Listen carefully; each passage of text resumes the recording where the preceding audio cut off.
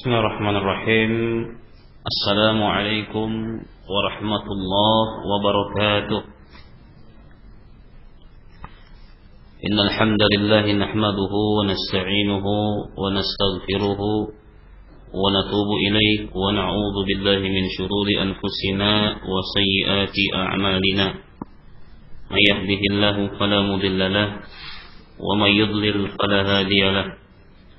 أشهد أن لا إله إلا الله وحده لا شريك له وأشهد أن محمدا عبده ورسوله وصفيه من خلقه وحبيبه صلى الله عليه وعلى آله وأصحابه ومن تبعهم بإحسان إلى يوم الدين أما بعد. إخواني في الدين عزكم الله. Kita lanjutkan pelajaran kita. Pada pertemuan kemarin kita telah bahas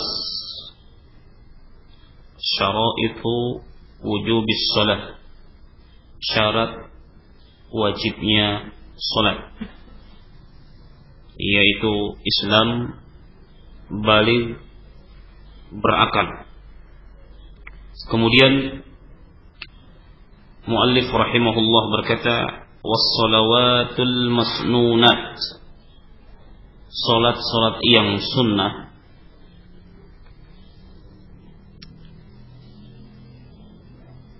was-salawatul masnunat, yang dimaksudkan di sini sunnah untuk dikerjakan secara berjamaah.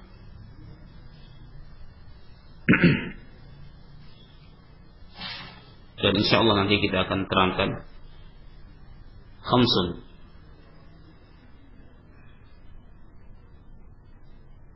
al-aidan, dua salat id, berarti dihitung dua, yaitu Idul Fitri dan Idul Adha. Ini adalah salat yang disunahkan. Berarti salat id hukumnya apa? Di sini hukumnya sunnah. Antum keluar hukumnya apa? Wajib. Ya, menurut beliau di sini hukumnya sunnah.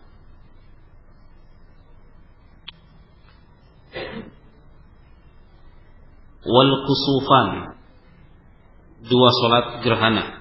Ini pun hukumnya sunnah. Jadi 4.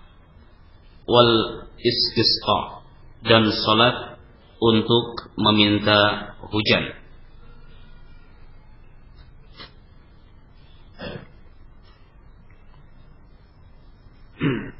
Kemudian dikatakan di sini was-sunanu at-tabi'atu lil fara'idhi 17 rak'atan. Sunnah-sunnah yang mengikuti salat fardu itu ada 17 rakaat. Rak'ata al-fajr, 2 rakaat salat fajar, yaitu salat sunnah sebelum salat fajar.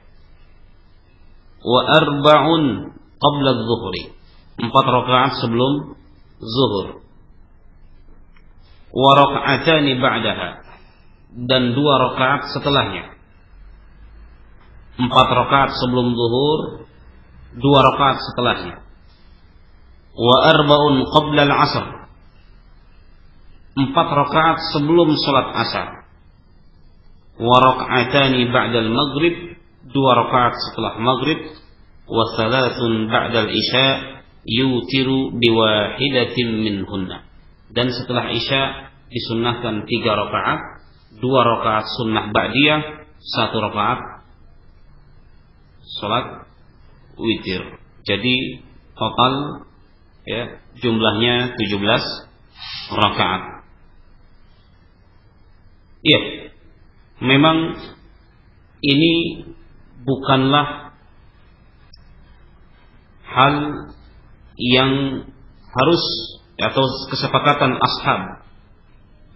Artinya di sini para ulama mazhab Syafi'i pun berselisih. Ya. wa ikhtalafa al-ashabu fi 'adadi ar-raka'ati at-tabi'ati lil fara'idi. Bahwa para ulama mazhab Syafi'i, yaitu mereka-mereka yang mengikuti thariqah al-Imam Syafi'i dalam memahami fiqh, itu pun ternyata berselisih tentang jumlah rakaat yang mengikuti salat fardu. Dan mayoritas mereka mengatakan bahwa jumlahnya adalah 10 rakaat. Ini mayoritas. Ulama Syafi'iyah mengatakan jumlahnya adalah 10 rakaat. Dan ini adalah yang muakkad. Ya. Sunnah-sunnah yang muakkadah. Seperti 2 rakaat sebelum subuh, 2 rakaat sebelum zuhur, 2 rakaat setelah zuhur, 2 rakaat setelah maghrib, dan 2 rakaat setelah isya. Total berapa? 10 rakaat. Ini yang muakkad.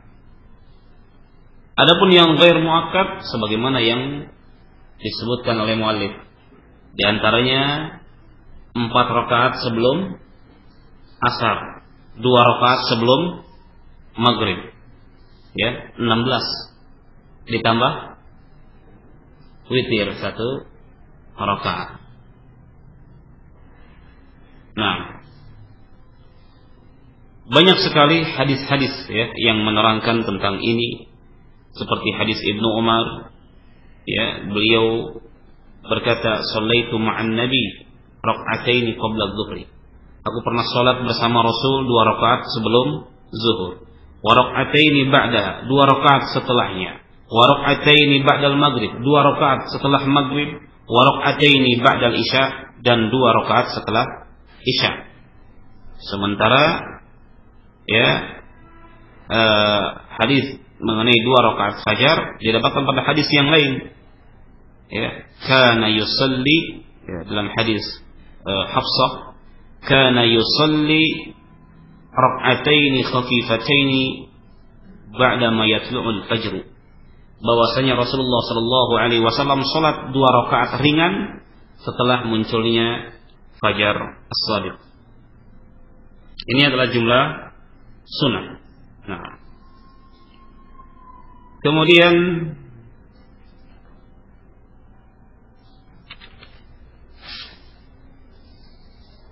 wa salasu nawafila muakkirat. Ini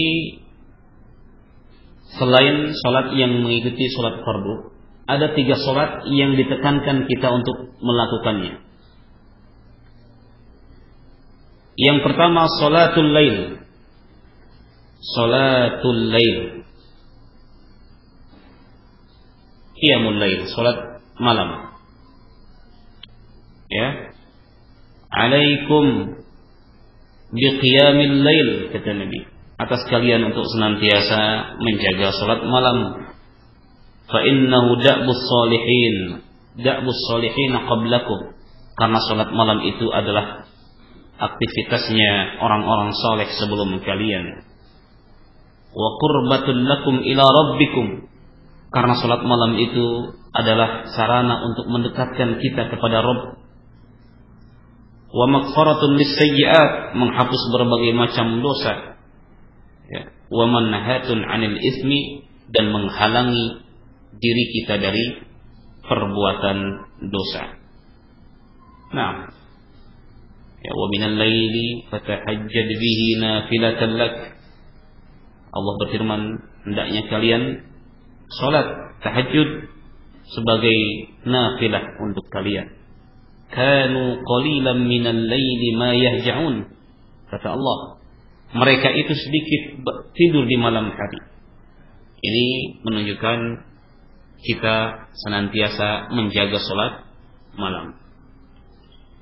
Rakaat minimal salat malam berapa? 2 rakaat. Rakaat maksimal berapa?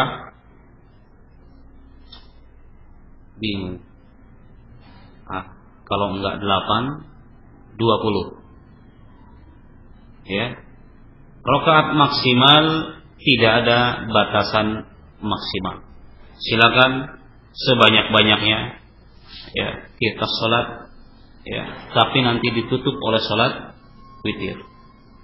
Nah, namun kebanyakan Rasulullah sallallahu alaihi wasallam salat berapa? Totalnya 11 rakaat. Salatnya 2 rakaat, 2 rakaat. Ya. Nah. Kemudian wassalatud duha, dan salat duha. Ya. Dan salat duha. Ini pun sunnah muakkadah.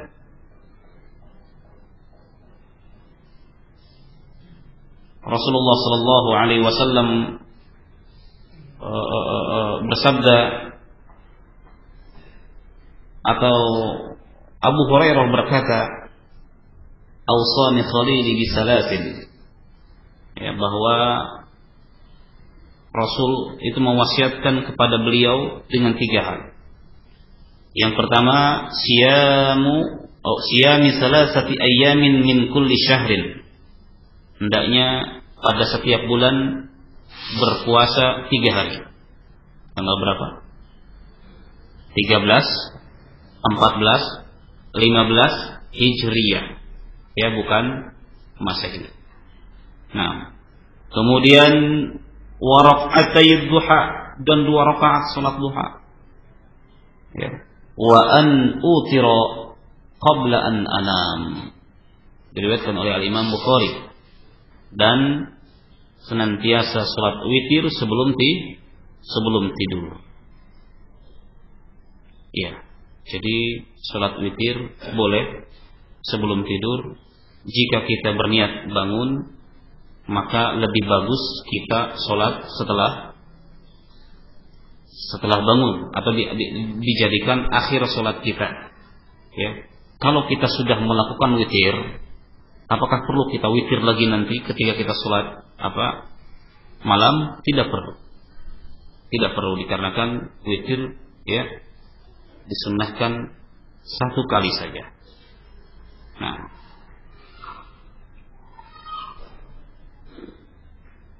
ini, dan kemudian wassalatut tarawih, dan salat tarawih.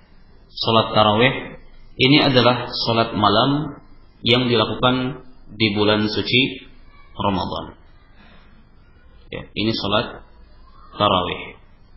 Perbedaannya, salat tarawih disunnahkan kita untuk melaksanakan secara berjamaah, sementara salat malam disunnahkan kita untuk melakukannya sendiri.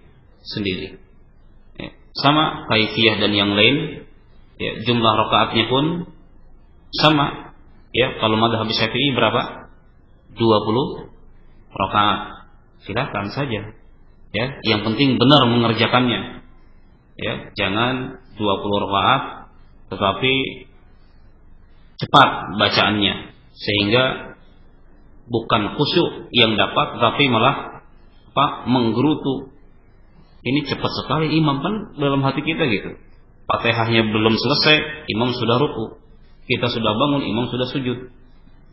Ya. Bismillahirrahmanirrahim. Qaf, Allahu Akbar. Gimana itu? Ya. Bismillahirrahmanirrahim. Yasin, Allahu Akbar. Baru saja kita bangun atau baru kita mengucapkan amin, sudah mau ruku. Taruhlah kita memiliki madhab, ya, bahwa kita wajib membaca Al-Fatihah. Walaupun dijaharkan imamnya, kapan kita baca Fatihah? Ya, oleh karena itu silakan kita mau sholat 2 rakaat, 8 rakaat, ya, 20 rakaat. Bahkan ulama Malikiyah berapa rakaat? 35 rakaat. Mazhab Maliki 35 rakaat. Ya, silakan. Tapi kok mazhab Maliki 35 itu dalilnya dari apa? Itulah. Tidak ada batasan rakaat. Dulu, ya, ketika zaman Umar bin Abdul Aziz khalifah, dulu makmur. Ya, sehingga rakyat itu tidak perlu memikirkan apa yang akan mereka makan besok hari. Dulu. Jadi, ya, Pemerintah dalam hal ini bekerja sama dengan ulama memutuskan, ayo kita sholat lebih banyak rakaatnya. Udah nggak perlu pikirin besok, insya Allah besok masalah makan rezeki pemerintah yang nanggung. Subhanallah. Ya, dulu seperti itu. Ya kita zaman sekarang atau mungkin di zaman setelah Khalifah Umar bin Abdul Aziz berkuasa, ya tidak seperti dulu. Ya. Nah, banyak fakir yang harus memikirkan besok makan apa, ya, besok sehingga kembali ke asal. Jadi pada asalnya tidak ada batasan rakaat karena Nabi sendiri tidak membatasi rakaat. Cuman beliau sering sholat sejumlah 8 rakaat tambah 3 rakaat. Ya, kemudian dikatakan di sini wa syara'itus shalah qabla ad-dukhuli fiha khamsatu asya'. Jadi masuk ke dalam syarat salat ya. Kalau tadi syarat wajibnya salat, kalau sekarang syarat sahnya salat.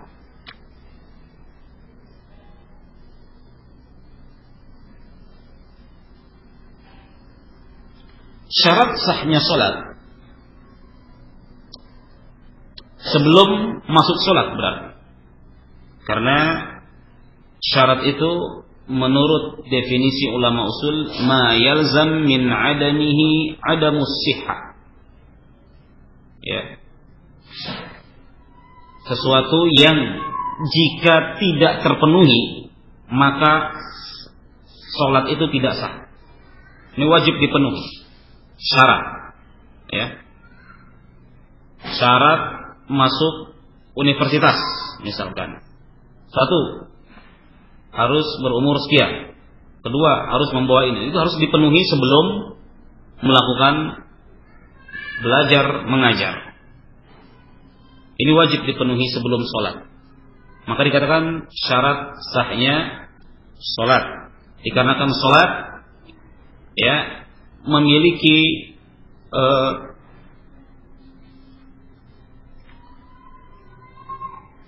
syarat, memiliki rukun. Ada syarat salat, ada arkanus salat, ada ya sunanus salat atau ab'adus salat, ada hayatus salat.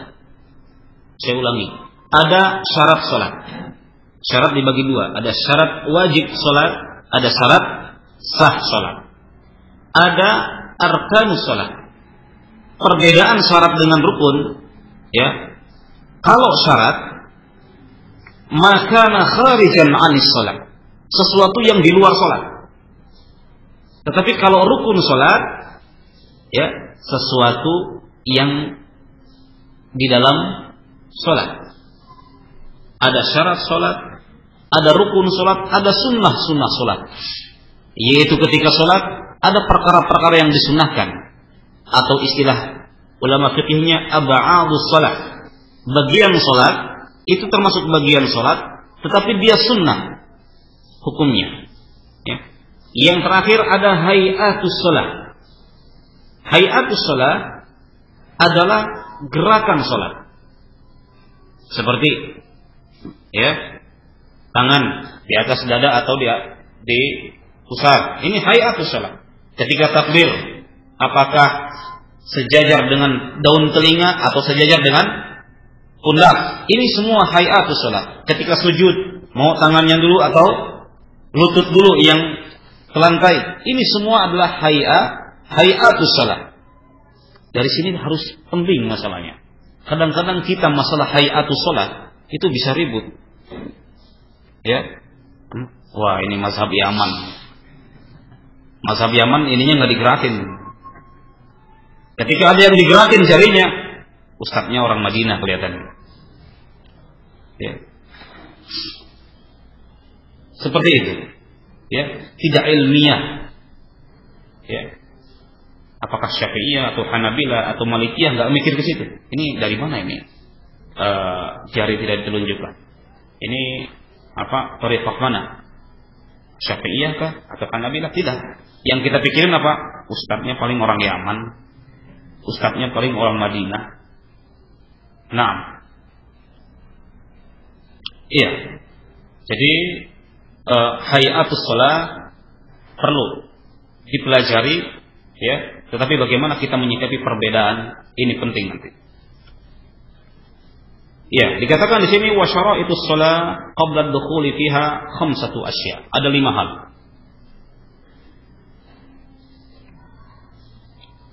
Yang pertama, taharatul a'dha'i minal hadatsy wan najas.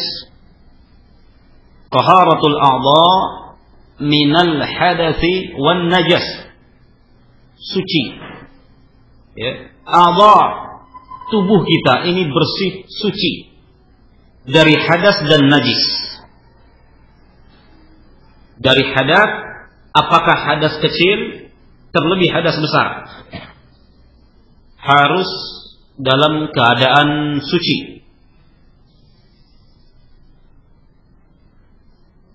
Berarti wudu termasuk syarat sahnya sholat. Wudu ini termasuk syarat sahnya sholat, dikarenakan wajib kita bersuci.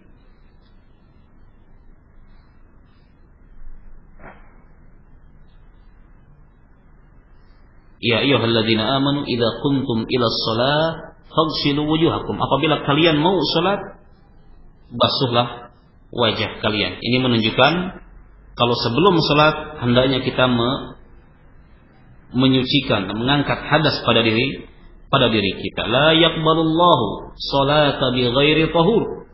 Allah tidak akan menerima salat orang yang tidak suci atau tidak bersuci terlebih dahulu. Maka jika seseorang sholat, ya, tanpa ya, punya dalam keadaan berhadas, maka batal sholatnya. Jika di tengah-tengah dia sholat sudah takbir Allahu Akbar, baca Fatihah selesai, ya, hampir mau salam, ternyata dia berhadas, batal sholatnya. Nah, setelah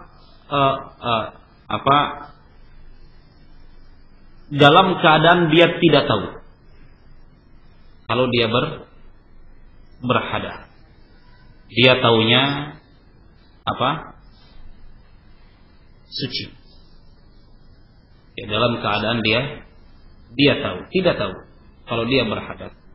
Kemudian dia ragu, ya, dia ragu setelah sholat, setelah takbir, di tengah-tengah sholat, saya ini wudu atau tidak? Ya, kan ragu seperti itu, wudu atau tidak? Maka dia haruslah menilai dirinya sebelum sholat. Dia dalam keadaan suci belum? Sebelum itu dia wudu belum? Ya, taruhlah misalkan sholat maghrib, ya, sholat maghrib. Biasanya kalau setelah maghrib disunahkan kita menunggu isya, ya, duduk di masjid, ya. Kita duduk di masjid, baca Quran, zikir sambil menunggu isya. Kemudian sholat isya, di tengah-tengah isya, di tengah-tengah kita sholat, kita ingat, saya ini batal atau tidak, ya. Maka kalau tidak ada bukti, ya, bahwa kita berhadas, maka kita lanjutkan. Tetapi kalau sebelum sholat isya kita berhadas, ya, kita berhadas, ini sebelum sholat isya, mungkin ketika ngobrol sama teman berhadas, ya, kemudian kita berniat untuk berwudu, bentar lagi sholat isya nanti wudu dulu, gitu kan.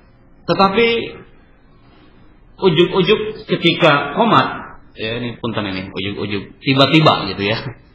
Tiba-tiba ketika qomat kita ikut imam, lupa di tengah-tengah sholat.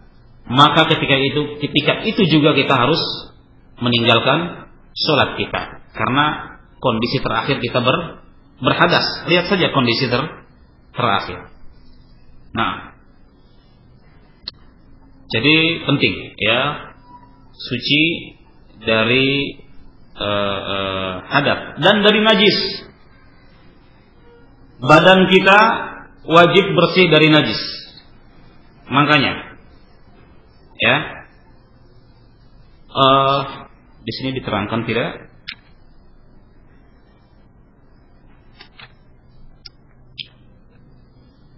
Badan kita, tempat sholat kita dan pakaian kita harus suci dari najis.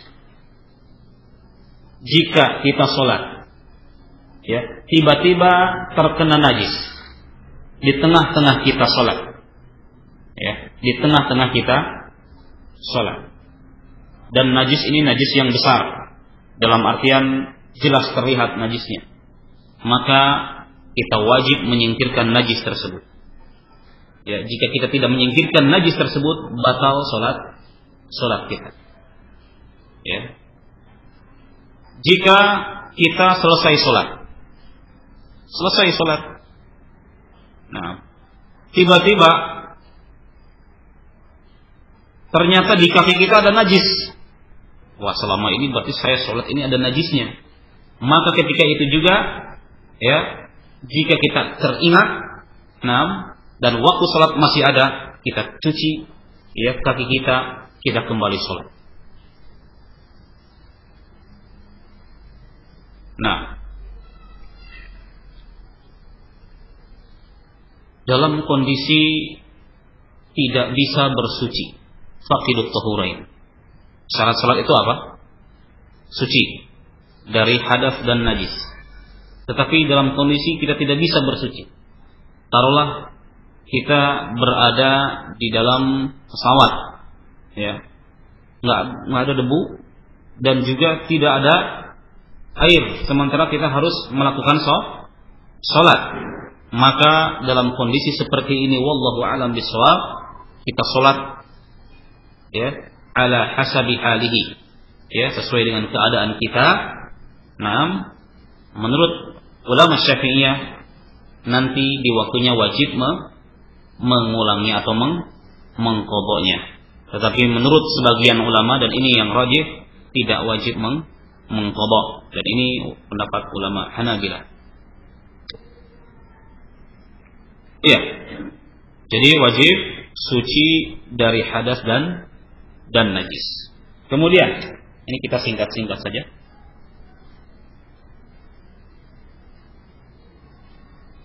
Wasatrul aurati bilibasin tahir, dan menutup aurat dengan pakaian yang suci.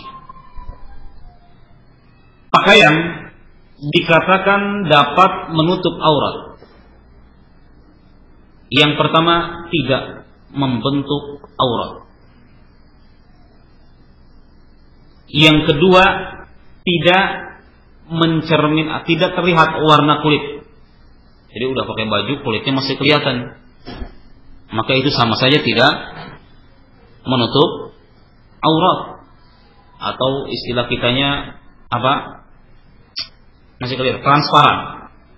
Ya, tidak menutup aurat. Dan pakaian-pakaian yang sempit. Makanya sebagian ulama membenci sekali orang sholat dengan menggunakan pakaian yang sempit, yang ketat, ya, celana yang istilahnya kita ketat gitu ya. Celana apa ya? Iya, ketat sekali gitu ya. Silakan pakai celana, tetapi hendaknya jangan ketat. Ya, jangan ketat. Kita tidak melarang, kita tidak mengharamkan orang sholat pakai celana ya. Jangan menganggap sholat pakai celana, salafi pakai celana sholat. Enggak, jangan seperti itu. Silakan kalau memang celana tersebut tidak ketat, seperti sarawil, sirwal, ya, atau celana biasa tetapi nggak ketat. Gimana celana biasa nggak ketat? Terserah, bikin saja celana yang biasa, mungkin sebagian teman-teman ya kerja ya di beberapa instansi atau di kantor-kantor kan biasanya suka pakai celana. Silakan pakai celana, yang penting syar'i. Ya, gimana celana syar'i? Ya terserah. Bilang ke penjahit saya pengen celana yang agak lebar dikit lah, gitu ya. Memang disarankan kita bawa sarung. Ya, insya Allah kalau di sini kalau bawa sarung tidak mengapa kan, di kantor-kantor sholat pakai saja sarung. Tapi nggak enak sama teman, ya mendingan nggak enak sama Allah daripada nggak enak sama teman. Ya, pakai saja sarung. Ya, mau teman ngomong apa, kamu udah pakai celana kok pakai sarung? Iya, cinta Indonesia kan selesai. Ya, atau alasan-alasan yang mungkin kalau kita lihat kita bisa menasihati mereka, ya ini adalah sunnah yang disunnahkan Rasulullah SAW. Betul, ini adalah sunnah. Ya, kalau bisa ya kita sholat pakai idza kana thawbu wasi'an fattazir bihi, tuh kata Nabi. Apabila kita memiliki keluasan baju, maka hendaknya kita bersarung. Jadi kalau bisa memang ada sarung setelah pakai gamis. Karena lebih apa? Lebih menutup. Ya, fattazir bihi. Nah, ini wajib, menutup aurat ini wajib. Di dalam sholat wajib, di luar sholat pun wajib. Ya, jangan mentang-mentang kita di luar sholat, dalam rumah aurat kemana-mana. Secara kearifan pun nggak pantas. Ya, wajib kita menutup aurat. Ya, yang pantas. Bagi laki-laki, auratnya itu antara pusar dengan lutut. Ya, bagi wanita, ya di dalam sholat ya, di dalam sholat adalah wajah dan telapak tangan boleh dibuka di dalam sholat, kecuali jika dalam satu masjid terdapat ya laki-laki ajnabi ya yang bukan mahram dan berpotensi terjadinya fitnah, maka ketika itu ya hendaknya wanita tersebut memakai niqab, menutup mukanya. Dan disebutkan oleh buku-buku Syafi'iyah, disebutkan di dalam Al-Iqna oleh Asy-Syirazi, ya, dengan tegas beliau menyebutkan seperti itu, bahwa jika ya ada fitnah maka dia hendaknya menutup niqabnya. Jadi mazhab Syafi'i pun sepakat dengan kita. Ya. Atau kita sepakat dengan mazhab Syafi'i, terbalik ya, mereka pun dalam hal ini kita siapa gaya sepakat dengan kita. Ya, ini kadang-kadang kita seperti apa, ada stigma. Ya, kalau mazhab Syafi'i itu enggak memperbolehkan niqab. Cek saha? Kata siapa? Buka bukunya, baca bukunya, perhatikan, ternyata banyak dari kalangan ulama mereka justru ya mutasyaddid dalam hal ini. Noel aja batal kok. Iya kan? Ya, pegang saja batal kita. Ya, dalam hal ini kita berhati-hati sekali. Ya. Nah, oleh karena itu al-haq ahaqqu ayyuttaba. Yang namanya kebenaran ya ahaqqu ayyuttaba, itu lebih pantas untuk diikuti. Wa ahaqqu ayyuqal, dan lebih pantas untuk dikatakan. Dari manapun kebenarannya datang. Nah, bukan taklid. Ya, kita katakan belajar fiqih 'ala al-madhhab al-muayyan laisa min babit taqlid. Ya, belajar fiqih dengan metode mazhab tertentu bukanlah taklid. Di Saudi diajarkan metode mazhab apa? Hanabilah dari SD sampai SMA. Bukan taklid, tetapi mimbab dalam rangka kita belajar sesuatu kepada orang yang lebih berilmu kepada kita. Al-Imam Syafi'i jauh lebih alim ya ikhwan. Siapa kita ini? Ya, dibandingkan dengan beliau. Ya, beliau hujjah fil lughah. Ya, kalau ada istilah bahasa, hujjahnya itu Imam Syafi'i. Ya, beliau memadukan antara dua mazhab, ahlul ra'yu dan ahlul hadis. Ya, ahlul ra'yu yang dikembangkan oleh Muhammad bin Hasan Asy-Syaibani, ahlul hadis yang dikembangkan oleh Malik bin Anas. Beliau ya racik sehingga menjadi metode tersendiri. Ini bukan membagi taklid. Ya, Al-Imam Syafi'i dalam syiddah dalam memegang sunnah. Ya, syiddah sekali beliau dalam memegang sunnah. Nah, ketika ada orang membacakan sebuah hadis ya di depan Imam Syafi'i, kemudian bertanya, "Atakhudh hadza?" Apakah engkau mengambil hadis ini? Percaya akan hadis ini? Ya, kan marah Imam Syafi'i dikatakan seperti itu. Ya, apakah engkau melihat aku keluar dari gereja? Ya, ayyu ardin tuqilluni wa ayyu sama'i tudhilluni. Kan begitu. Bumi mana yang aku pijak, langit mana yang aku junjung? Ketika aku mendengar hadis, aku tidak mengambil hadis. Wajib kita mengambil sunnah, dan ini mazhab. Ini adalah manhaj Al-Imam Syafi'i ittiba'i sunnah. Beliau adalah salafi kalau begitu. Ya. Emang salafi kita doang apa? Salafi itu manhaj. Salafi itu bukan kelompok. Salafi itu metode.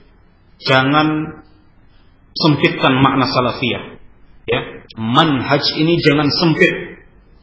Ya. Berbuat baik kepada kedua orang tua ini manhaj. Berbuat baik kepada tetangga ini manhaj. Manhaj itu luas ya ikhwan. Ya, begitu luas, dan kita wajib mengikuti salaf dalam semua hal. Ya, bagaimana caranya mereka bermuamalah, bagaimana caranya mereka menyikapi perbedaan. Ini semuanya telah diterangkan oleh salaf kita. Nah, jadi kesana-sana. Ya. Sampai mana ini? Ya. Baik. Masih wasatrul aurah.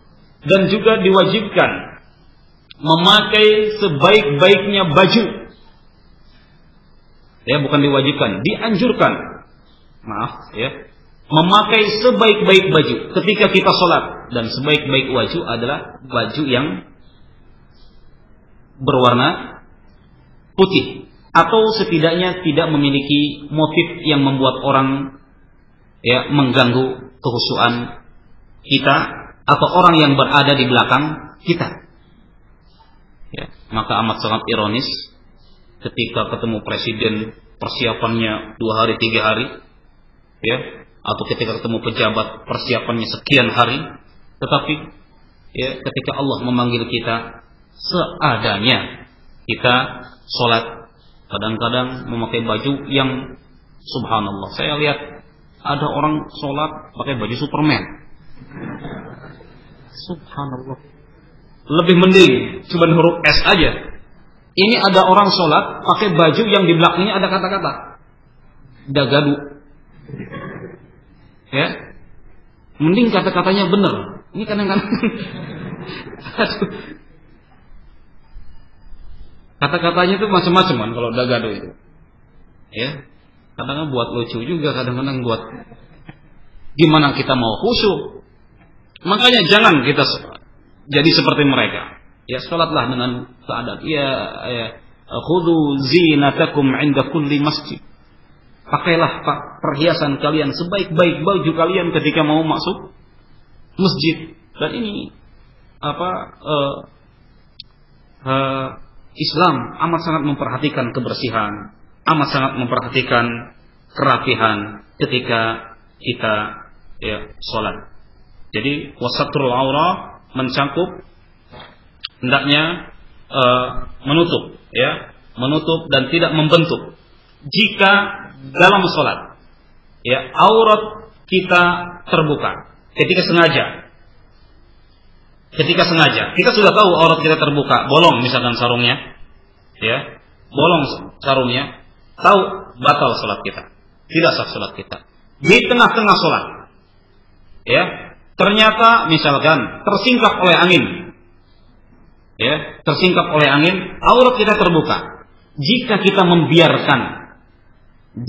membiarkan aurat kita terbuka, tidak segera menutupnya, maka batal salat kita. Ya, batal salat kita. Tetapi jika kita segera menutupnya, maka tidaklah salat kita batal. Selesai salat, ya, ternyata kita tahu, waduh, ternyata bagian aurat saya terbuka. Baru tahu selesai salat, wajib ketika itu juga kita mengulanginya. Karena salat kita tidak sah. Ya. Nah,